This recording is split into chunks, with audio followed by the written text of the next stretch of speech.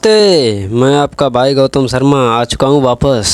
आज मैं बात करूँगा खेसारी भैया की। तो खेसारी भैया का कल टीजर पे मैंने बात की थी और आज इनका गाना रिलीज़ हो चुका है। सुबह हुआ था और अभी करीब 2.5 मिलियन के लमसम में व्यूज हैं और नंबर 5 पर ये ट्रेंड भी कर रहा है म्यूजिक सेक्शन में। और बहुत ही बेहतरीन गाना है। आज तक मैंने खेसारी भैया का शायद है पूरा गाना सुना होगा कोई।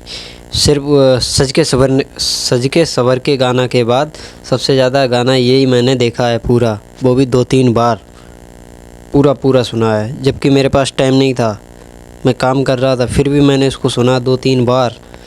तो आप समझ लीजिए इतना बेहतरीन एडिटिंग और इतनी बेहतरीन तरीके से बनाया गया है, इतना बजट इसका तगड़ा लग रहा है मेरे को।